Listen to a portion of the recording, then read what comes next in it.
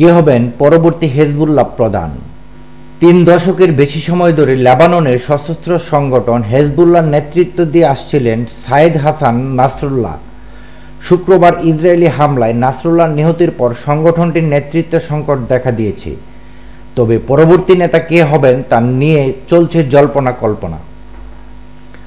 নাসরুল্লাহ শুধু হিজবুল্লাহর প্রধানই ছিলেন না, তিনি ছিলেন লেবাননের শিয়াদের অবিসংবাদিত নেতা।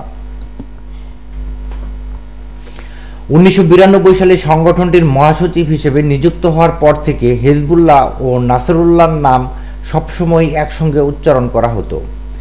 হিজবুল্লাহ মানেই নাসরুল্লাহ, নাসরুল্লাহ মানে হিজবুল্লাহ। এই মন্ত্রী চালিত সংগঠনটির জন্য নতুন নেতা খুঁজে পাওয়া খুব সহজ না হলেও আপাতত আলোচনায় আসছে দুইজনের নাম।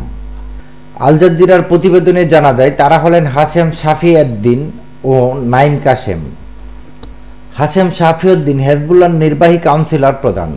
তার অপর পরিচয় তিনি প্রয়াত হাসান নাসরুল্লাহর আপন চাচাতো ভাই। বিশ্লেষকদের মতে হেজবুল্লাহর পরবর্তী প্রধান হিসেবে নিয়োগ পাওয়ার উজ্জ্বল সম্ভাবনা আছে শাফিউদ্দিনের। 1964 সালে তিনি দক্ষিণ লেবাননের ভূমধ্যসাগরীয় উপকূলীয় শহর টায়েরের দক্ষিণে দেইর কাউনন এন নাহার গ্রামে জন্ম নেন। শিয়া ধর্মীয় শিক্ষার মূল দুই কেন্দ্রের ইরাকের নাফাজ ও ইরানের কুমে ধর্মত্ব নিয়ে অধ্যয়ন করেন নাসরুল্লাহ ও শাফিউদ্দিন। হেজবুল্লাহ প্রতিষ্ঠার অল্প সময় পর এই সংগঠনে যোগ দেন দুইজনই। শাফিউদ্দিন সম্ভ্রান্ত শিয়া পরিবারের সদস্য। এই পরিবার থেকে অসংখ্য ধর্মীয় শিক্ষাবিদ ও লেবাননের পার্লামেন্ট সদস্য হয়েছেন। তার ভাই আবদুল্লাহ ইরানে হেজবুল্লাহর প্রতিনিধি হিসাবে নিযুক্ত আছেন। ইরানের সঙ্গে শাফিউদ্দিনের ঘনিষ্ঠ যোগাযোগ আছে। শাফিউদ্দিনের ছেলে রেজা ইরানের সাবেক শীর্ষ জেনারেল কাসেম সোলাইমানির মেয়েকে বিয়ে করেন। 2020 সালে ইরাকের রাজধানী বাগদাদে মার্কিন হামলায় সোলেমানি নিহত হন। নির্বাহী কাউন্সিলরের নেতৃত্বে পাশাপাশি শাফিউদ্দিন সংগঠনটির শূরা কাউন্সিলের গুরুত্বপূর্ণ সদস্য ও জিহাদি কাউন্সিলের প্রধান। সংগঠনে তার ভূমিকার জন্য হেজবুল্লাহর বিদেশি শত্রুরা তাকে হত্যা করতে আগ্রহী। যুক্তরাষ্ট্র ও সৌদি আরব শাফিউদ্দিনকে তালিকাভুক্ত সন্ত্রাসী হিসাবে ঘোষণা দেওয়ার পাশাপাশি তার সম্পদ জব্দ করেছে। হেজবুল্লাহর উপমহাসচিব নাইম কাশেমকে সংগঠনের দ্বিতীয় গুরুত্বপূর্ণ ব্যক্তি হিসাবে গণ্য করা হয়। লেবাননের দক্ষিণাঞ্চলে নাবাতিয়াহ শহরে কিফারকিলা গ্রামে তার জন্ম। ওই গ্রামে গত অক্টোবর থেকে শুরু করে অসংখ্যবার হামলা চালিয়েছে ইসরায়েল।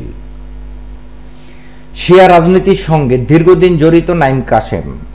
1970-এর দশকে তিনি প্রয়াত ইমাম মুসা আল সাদর এর দল বঞ্চিতদের আন্দোলনে যোগ দেন।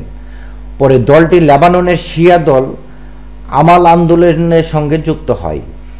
এরপর আমাল ছেড়ে দিয়ে 1980-র দশকের শুরুতে হেজবুল্লাহ প্রতিষ্ঠায় সহায়তা করেন। তিনি দলটির অন্যতম প্রতিষ্ঠাতা ও ধর্মীয় গুরু হিসাবে যোগ দেন। কাশেমের অন্যতম ধর্মীয় শিক্ষক ছিলেন মধ্যপ্রাচ্যের বিশেষ সম্মানের অধিকারী আয়াতুল্লাহ মোহাম্মদ হুসেন ফাদাল্লাহ। পরে কাশেম নিজেকেও বেশ কয়েক দশক বৈরুতে ধর্মশিক্ষার ক্লাস নিয়েছেন। হেজবুল্লাহ গোপন সংগঠন, এ কারণে সংগঠনে কাশেমের বিস্তারিত ভূমিকা সম্পর্কে খুব বেশি জানা যায়নি। তবে এক পর্যায়ে তিনি হেজবুল্লাহ শিক্ষা নেটওয়ার্ক ও পার্লামেন্ট সংক্রান্ত কার্যক্রমের দায়িত্বে ছিলেন বলে জানা যায়। 1991 সালে তৎকালীন মহাসচিব আব্বাস আল মুসাইউ উপ মহাসচিব পদে কাশেমকে নিয়োগ দেন। মুসাইউকেও ইসরায়েল হত্যা করে। হিজবুল্লাহর প্রতিনিধি হিসেবে গত কয়েক বছর তিনি অসংখ্যবার জনসম্মুখে এসেছেন। দলের শূরা কাউন্সিলের সদস্য হিসাবে তিনি গুরুত্বপূর্ণ ভূমিকা পালন করেন। 2005 সালে তিনি Hezbollah the story from within শিরোনামে বই লেখেন।